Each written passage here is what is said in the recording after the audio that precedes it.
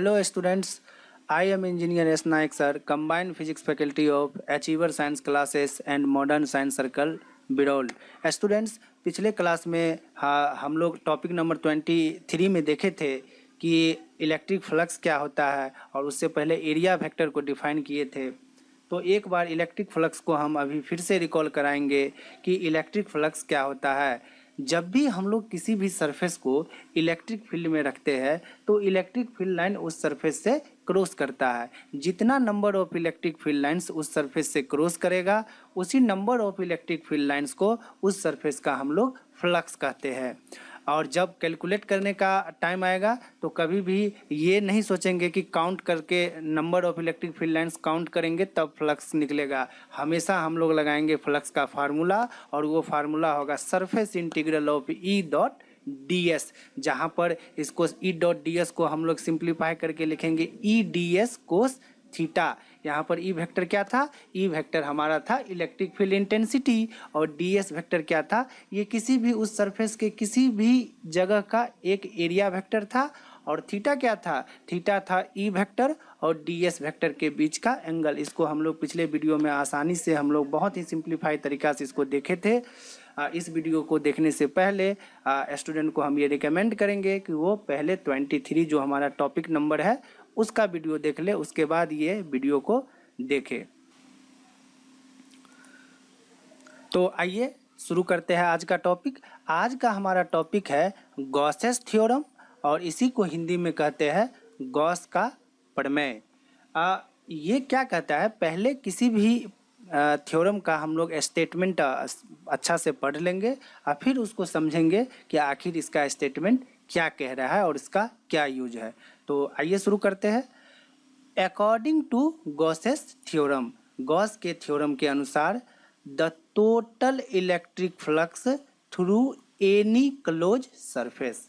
यहाँ पर ये जो थ्योरम है ये टोटल इलेक्ट्रिक फ्लक्स निकालने के लिए हमको स्टेटमेंट दे रहा है, लेकिन टोटल इलेक्ट्रिक सरफेस किस सरफेस का निकालने, कैसा सरफेस के लिए दे रहा है?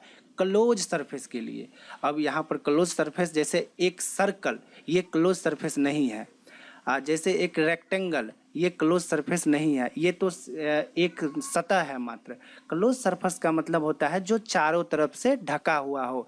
जैसे स्फीयर, ये एक क्लोज सरफेस है। जैसे क्यूब, ये एक क्लोज सरफेस है। जैसे क्यूबॉइड, ये एक क्लोज सरफेस है। जैसे अगर हम लोग देखते हैं, हम लोग का जो सरसों का ऑयल आता है, मस्टर्ड ऑयल जो रहता है, उसका जो कंटेनर आता है वो भी एक क्लोज सरफेस है। तो ऐसा सरफेस के लिए हम लोग इलेक्ट्रिक फ्लक्स जो है निकाल सकते हैं गॉस का थ्योरम के यूज करके। तो total electric flux through any close surface क्या होगा? टोटल इलेक्ट्रिक फ्लक्स 1/ε0 टाइम्स किसके? टोटल इलेक्ट्रिक चार्ज के इनक्लोज्ड बाय द सरफेस। यानी कि हिंदी में बात करें तो यही होगा, विद्युत क्षेत्र में किसी बंद तल से, बंद तल मतलब क्लोज सरफेस, उससे होकर गुजरने वाला कुल विद्युत फ्लक्स। यहाँ फ्लक्स का बात नहीं होता है, यहाँ होता है कुल विद्युत फ्लक्स। वो क्या होगा? उसका वैल्यू क्या होगा? तल के भीतर उपस्थित कुल विद्युत आवेश का कितना गुना होगा? 1/ε0 गुना होगा। यानी कि पूरा स्टेटमेंट पढ़ने के बाद एक चीज़ क्लियर पता चल रहा है कि गॉस जो थ्योरम होगा कभी भी ओपन सरफेस पर नहीं लगेगा, क्योंकि डायरेक्ट इस थ्योरम में कह रहा है कि क्लोज सरफेस के लिए वैलिड है। तो एक चीज़ गॉस थ्योरम लगाने से पहले दिमाग में रखेंगे कि गॉस थ्योरम तभी लगेगा जब सरफेस क्लोज होगा। और गॉस सरफेस लगा के हम लोग क्या निकालते हैं? तो टोटल इलेक्ट्रिक फ्लक्स निकालते हैं। यहाँ पर हम लोग को लिखा हुआ है कि क्या निकालते हैं? टोटल इलेक्ट्रिक फ्लक्स निकालते हैं। तो टोटल इलेक्ट्रिक फ्लक्स निकलेगा और उसका वैल्यू क्या होगा क्लोज सरफेस के लिए? उसका वैल्यू क्या होगा कि 1/ε0 टाइम्स होगा किसके? जो चार्ज उस सरफेस के अंदर बंद है उसके। यानी कि गॉस के नियम के अनुसार किसी भी बंद सरफेस का, क्लोज सरफेस का जो फ्लक्स होगा, यहाँ पर आप लोग देख सकते हैं फाई जो होगा, ये कैसे निकालते हैं हम लोग? ये जनरल फार्मूला। ये कैसे निकालते हैं? Surface integral of E dot D S, ये हम लोग पिछले क्लास में देखे थे। और बंद सरफेस के लिए अगर हम इसका वैल्यू निकालेंगे, उस क्लोज सरफेस का surface integral of E dot D S का वैल्यू निकालेंगे तो वो हमेशा आएगा क्यू बट्टा इप्सिलॉन नॉट। इसको जो है निकाल के डेरिवेशन करके टॉपिक नंबर 25 में हमारा दिखाया गया है। यानी कि आप चाहे सरफेस स्पेयर हो, चाहे सरफेस मतलब क्यूब के आकार का हो, चाहे क्यूबॉइड का आकार का हो, चाहे कोई भी सरफेस हो, सिर्फ कंडीशन इतना ही है कि सरफेस बंद होना चाहिए। अगर सरफेस बंद होगा तो उसका कुल फ्लक्स जो है, टोटल इलेक्ट्रिक फ्लक्स जो है वो होगा क्यू बट्टा इप्सिलॉन नॉट। ये गॉस का स्टेटमेंट है। तो ये जो हमारा गॉस थ्योरम है ये हर एक स्टूडेंट को याद होना चाहिए, इंग्लिश में याद होना चाहिए, और उसको अच्छा से समझने के लिए हिंदी भी जो है पढ़ना है सबको। और हिंदी से क्या होता है कि चीज़ आसानी से जो है दिमाग में फिट कर जाता है, बहुत लंबा समय के लिए जो है वो चीज़ याद रहता है। तो आई होप ये क्लियर हुआ सबको। यहाँ पर लिख भी देंगे कि फाई जो है ये क्या होगा, टोटल इलेक्ट्रिक फ्लक्स जो है किसके लिए होगा, क्लोज सरफेस के लिए। चूंकि यहाँ पर फाई को क्यू बट्टा इप्सिलॉन नॉट के से इक्वेट किए हैं, इसलिए फाई को लिखेंगे कि ये टोटल इलेक्ट्रिक फ्लक्स है क्लोज सरफेस का। और ये चार्ज जो होगा, ये चार्ज क्लोज सरफेस के बाहर का होगा, बिल्कुल नहीं।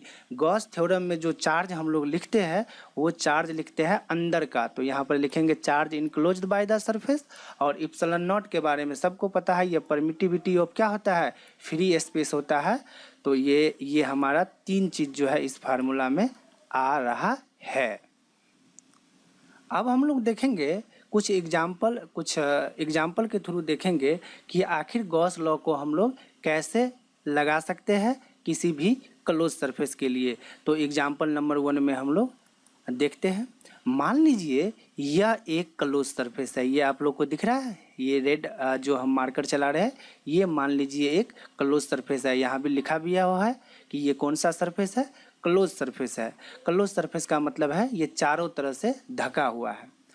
अब अगर हम देखेंगे कि इससे कितना फ्लक्स पास कर रहा है, तो सबसे पहले तो ये सोचेंगे कि आखिर इससे फ्लक्स पास क्यों करेगा। तो इसीलिए फ्लक्स पास करेगा क्योंकि यहाँ पर कुछ चार्ज रखा हुआ है।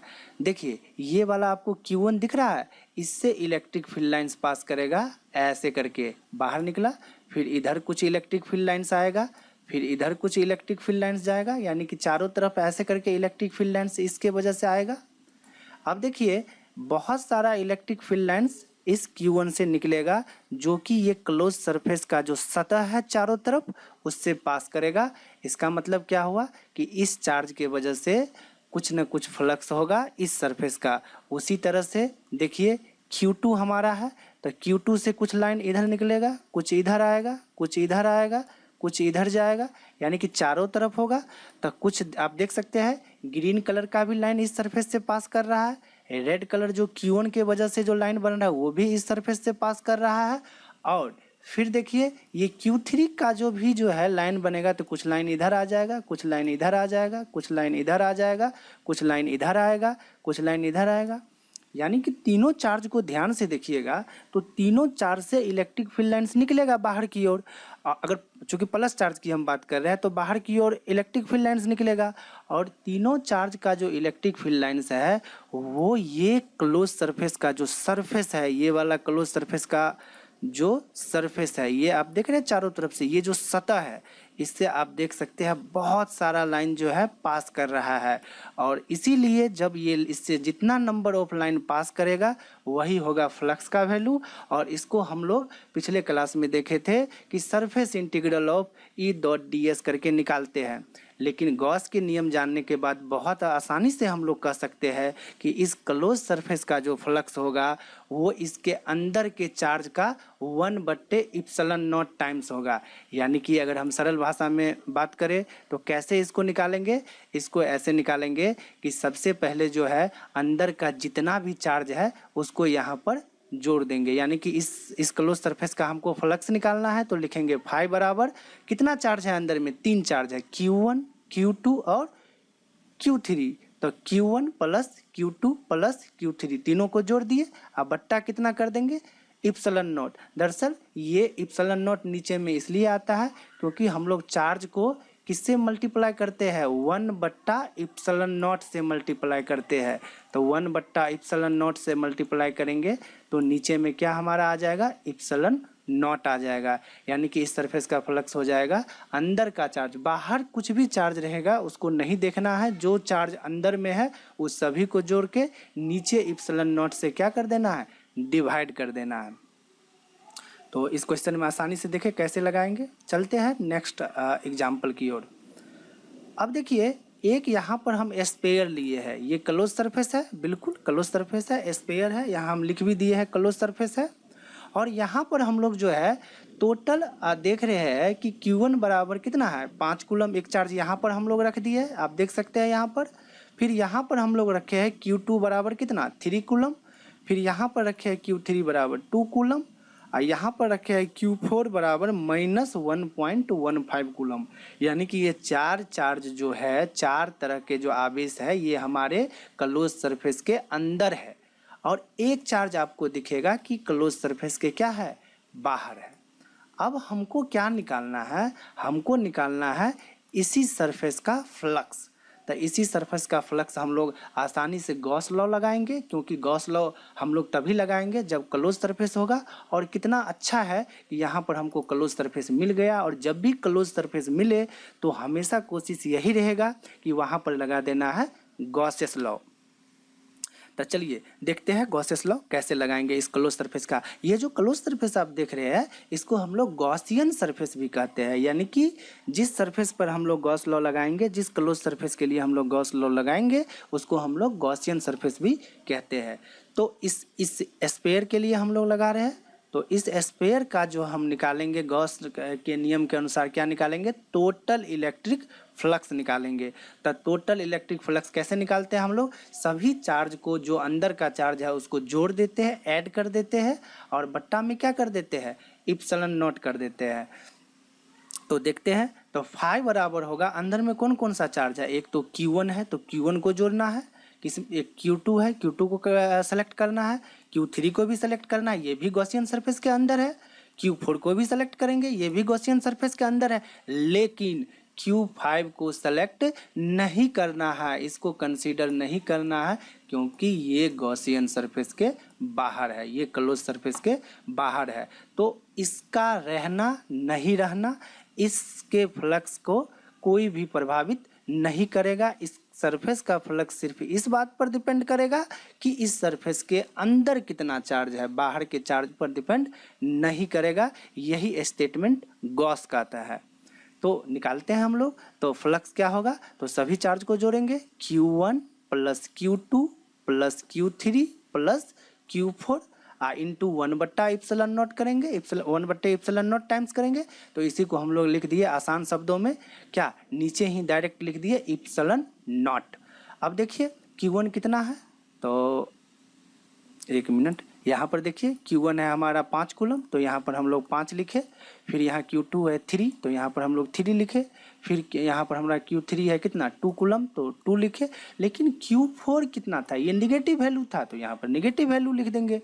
और यहाँ Q5 का तो कोई सवाल ही नहीं है, क्योंकि ये क्लोज सरफेस के बाहर है, और बाहर के चार्ज को तो हम लोग कंसीडर नहीं करते हैं।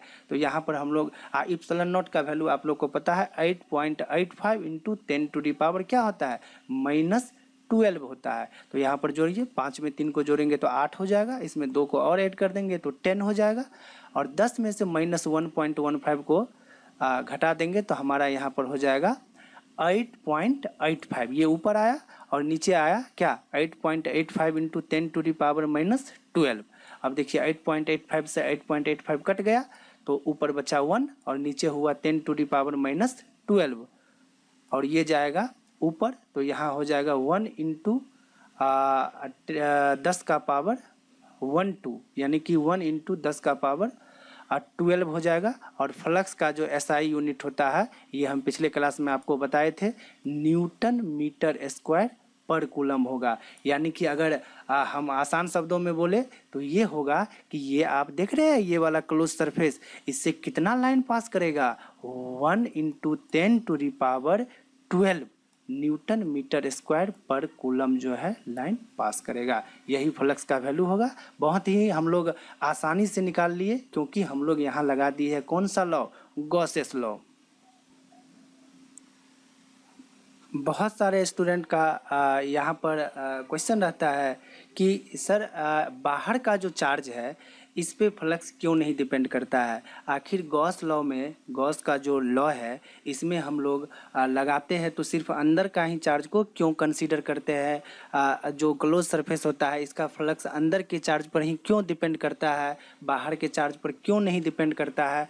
तो इसका एक्सप्लेनेशन भी समझना ज़रूरी है, क्योंकि फिजिक्स में किसी भी चीज़ का कॉन्सेप्ट अगर आपको क्लियर नहीं है तो ये आपके लिए परेशानी कर सकता है। जब आप क्वेश्चन को बनाइएगा तो ये आपके लिए समस्या कर सकता है। तो हर एक चीज़ का जवाब को आपको जानना ज़रूरी है। कॉन्सेप्ट क्लियर रखना फिजिक्स में बहुत ही ज़्यादा इम्पोर्टेंट है। सही कॉन्सेप्ट के साथ पढ़ना यही फिजिक्स का खासियत है। और क्वेश्चन न्यूमेरिकल आप सॉल्व कीजिएगा और वो आपसे तभी ही सॉल्व होगा जब आपका फिजिक्स का कॉन्सेप्ट जो है बहुत ही बेहतरीन होगा और बहुत ही क्लियर होगा।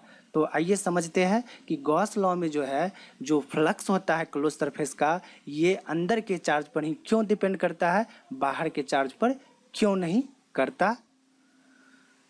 तो चलिए हम लोग समझते हैं कि गॉस का जो लॉ है जिसमें ये कहा गया है कि जो क्लोज सरफेस का जो फ्लक्स होगा वो केवल अंदर के चार्ज पर डिपेंड करता है, इसका फिजिकल मीनिंग क्या होता है।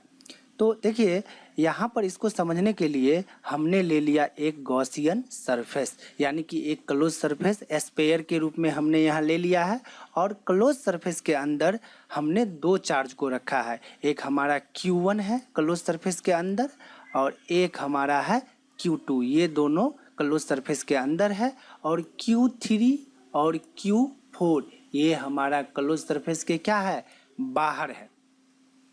अब हमको एक्सप्लेनेशन में ये देखना है कि इस क्लोज सरफेस का जो फ्लक्स होगा वो केवल Q1 और Q2 पर ही डिपेंड करेगा, Q3 और Q4 पर डिपेंड नहीं करेगा। और फ्लक्स क्लोज सरफेस का हम लोग गॉस लॉ के नियम से आसानी से निकालेंगे, Q1 प्लस Q2 अब बट्टा कितना, इप्सिलॉन नॉट। तो ये कैसे होता है इसको हम लोग समझते हैं। यहाँ पर देखिए इसके लिए इलेक्ट्रिक फील्ड लाइंस बनाते हैं। इलेक्ट्रिक फील्ड लाइंस किसके वजह से, सभी चार्ज के वजह से बनाते हैं हम लोग इलेक्ट्रिक फील्ड लाइंस। तो देखिए सबसे पहले Q1 के वजह से हम लोग बना रहे हैं।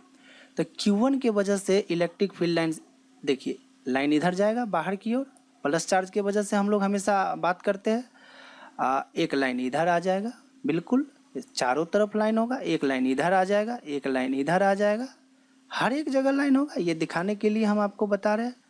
तो देखिए यहाँ पर हम ड्रॉ किए हैं टोटल 6 लाइन, टोटल 6 लाइन। और 6 का 6 लाइन जो है इस सरफेस से निकल रहा है बाहर की ओर। और बाहर की ओर जब निकलता है तो फ्लक्स का वैल्यू आता है पॉजिटिव।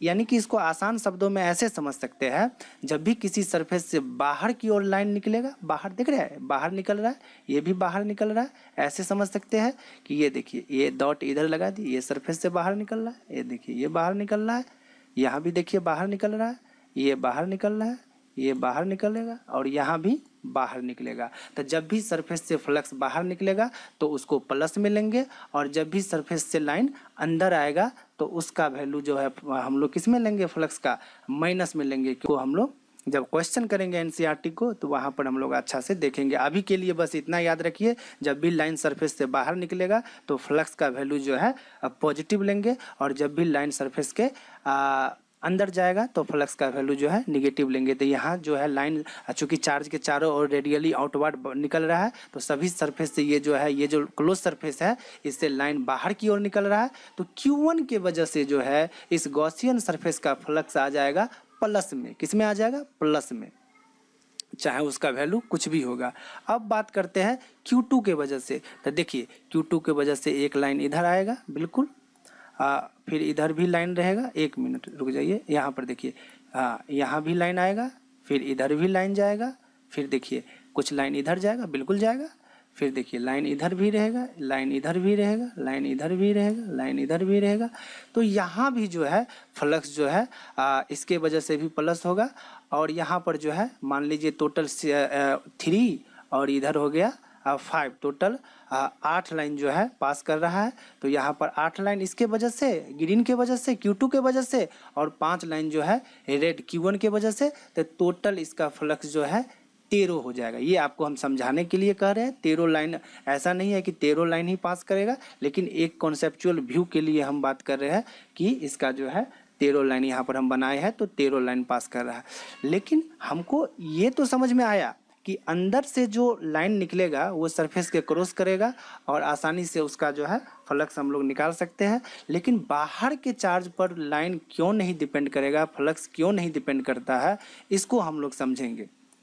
तो देखिए, इसको आसानी से ऐसे समझेंगे कि मान लीजिए Q4 का हम लोग लाइन बनाते हैं, तो Q4 का इलेक्ट्रिक फील्ड लाइन्स तो कैसे बनेगा। एक लाइन देखिए इधर आया, बिल्कुल एक लाइन इधर आया, एक लाइन इधर चला गया, एक लाइन इधर, इधर भी लाइन होगा, चारों तरफ लाइन होगा, इधर फिर इधर। अब इसको बहुत ही अच्छा कॉन्सेप्ट से ये समझिए कि Q4 से जो लाइन निकल रहा है वो इस क्लोज सरफेस के अंदर जा रहा है या बाहर जा रहा है।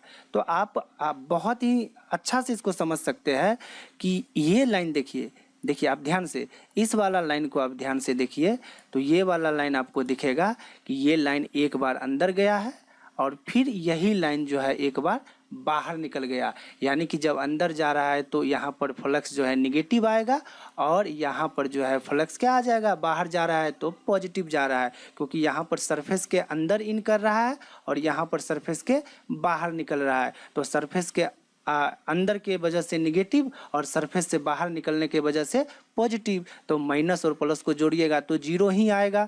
तो इसीलिए जो है देखिए, बाहर के वजह से जितना भी लाइन जो है इस सरफेस से पास करेगा वो एक बार सरफेस के अंदर जाएगा और पुनः वो सरफेस के बाहर भी निकलेगा। तो इसीलिए जो है सरफेस के इनवर्ड जाते वक्त निगेटिव ले लेते हैं और सरफेस के आउटवर्ड जाते वक्त पॉजिटिव ले लेते थे। लेकिन Q1 और Q2 के केस में ऐसा नहीं होता था। Q1 से सभी बाहर की ओर ही निकलता था और Q2 से भी सभी बाहर की ओर ही निकलता था। तो इसके वजह से पूरा प्लस ही आता था और इसके वजह से पूरा प्लस ही लेते थे। लेकिन Q4 के केस में क्या होगा, चूंकि Q4 चार्ज जो है इस क्लोज सरफेस के बाहर है, और इससे जो लाइन आप ड्रॉ कीजिएगा तो आप खुद देखिए, एक बार क्लोज सरफेस के अंदर लाइन जा रहा है और वही लाइन फिर कहीं ना कहीं क्लोज सरफेस से बाहर भी निकल रहा है। तो एक बार माइनस में और एक बार प्लस में। फिर उसी तरह से इस लाइन के वजह से देखिए यहाँ से इन कर रहा है, यहाँ से सरफेस के अंदर इन किया और यहाँ से फिर सरफेस से बाहर हो गया। तो यहाँ से फिर एक बार माइनस इसका वैल्यू आएगा और एक बार यहाँ पर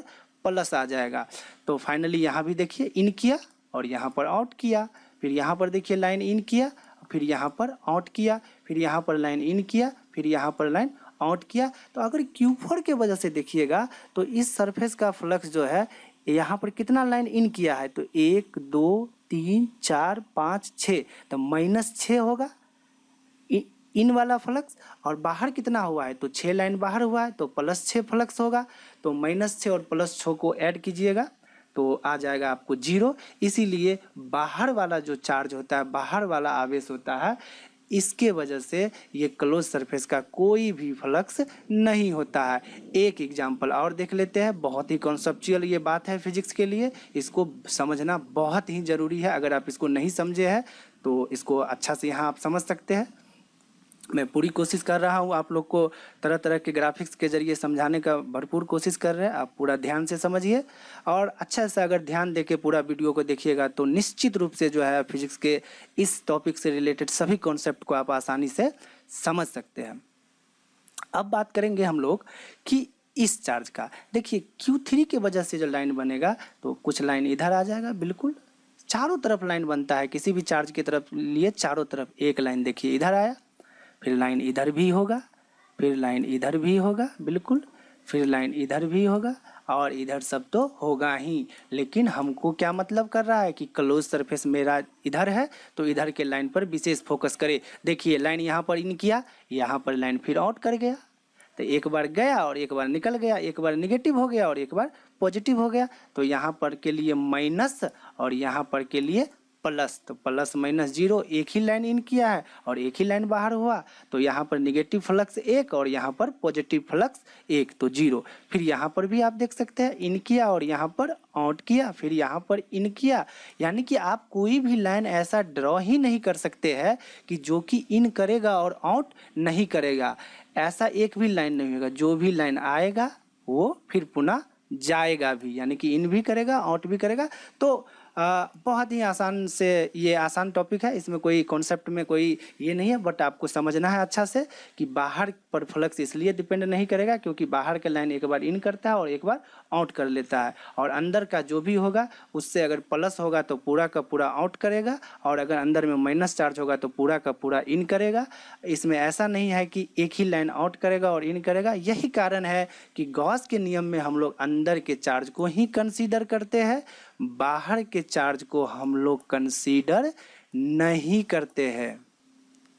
अब हम लोग हमारा गॉस लॉ का जो टॉपिक था, इससे रिलेटेड जितने भी कॉन्सेप्ट थे, सारे चीज़ का जो काउज था वो हमने आप लोग को बता दिया है। अब इससे रिलेटेड जो बिहार बोर्ड में पूछे गए कुछ ऑब्जेक्टिव क्वेश्चन है, इसको हम लोग करेंगे और देखेंगे कि उसमें गॉस लॉ के एप्लीकेशन को कैसे यूज करते हैं, गॉस लॉ को लगा के कैसे ऑब्जेक्टिव को सॉल्व करते हैं। तो चलिए नेक्स्ट स्लाइड में।